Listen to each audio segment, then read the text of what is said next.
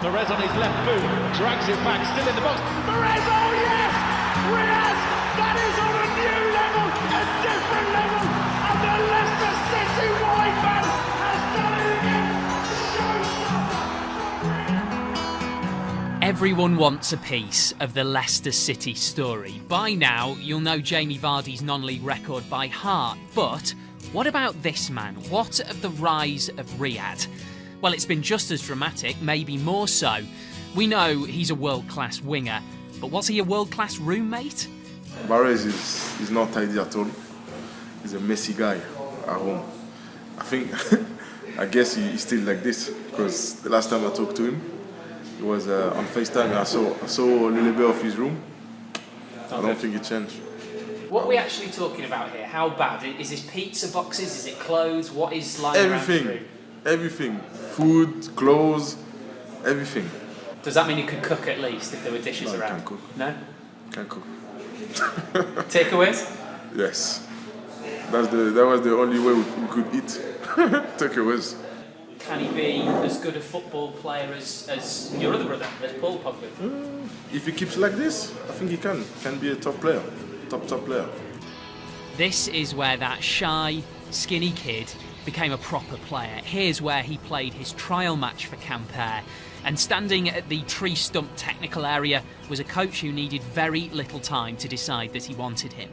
We hadn't a lot of money, so we decided to organize an amical match to see a lot of players. There were 22 players. We were invited, and we keep only one player, Riyad Mahrez. He asked us a lot of questions. How can I do to progress? What must I do to be a good player? I want to play to Barcelona. He was 18. He had never played football in a good team, but he wanted to play to Barcelona.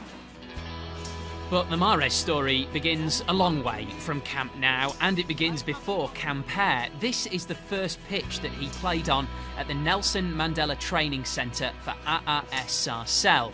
He was born and raised in a poor suburb of Paris.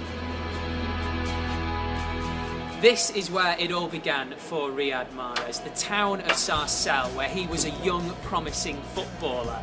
But it wasn't just about football for Riyad here. This is where he gets his hair cut. As you can see, €10, and that doesn't change. Nassim, the coiffeur, or the barber here, charges him exactly what he did when he was just a young kid. There are a lot of kids who want the same cut. I have a lot of clients because of him. He's like Cristiano Ronaldo of Sarcelles. Everyone imitates him, all the kids. He has changed his club and the country he plays in, but he can't change his barber. He is loyal. I am the barber of his family. Nassim Coiffure. But Riyad has moved on, even if he still has at least one foot in the past. So Quimper it was that took him on, and as a result, years later, probably the only Leicester fan in Brittany is suddenly very popular. Everybody, every week, asks me, how are Leicester doing? How's your team doing? And it's the fairy tale story. They love it. The French love it. They couldn't believe that he went to Leicester, the Premier League, because he's still frail physically. He's not one of these big muscular players that you got in England. So they know the name Leicester. Can they say the name Leicester? They pronounce it Leicester because the I they don't understand that it drops out. But they're getting better now. But it might shock you to hear not everyone is a big fan. His final club before the Premier League adventure began was Le Havre in the French second tier. This is the clubhouse of their Barbarians fans group, and the name gives away the fact that they prefer a stronger player. They wish Mahrez well. His face isn't on the dartboard or anything, but in truth, he was not very popular here. He was a selfish player. He played for himself and moves, do a lot of moves, sometimes very, I would say, useless. And he did not play for the team when he was in Le Havre. He was not efficient for the team. Not so many goals, not so many assists.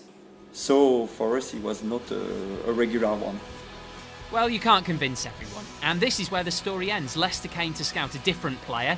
He had a bad game. Mahrez had a good one, so they took the skinny Algerian who'd never played in a top flight. Today, he's on course to win one. And if Leicester are crowned champions in May, there will be many who believe the rise of Riyad has been the single most important factor.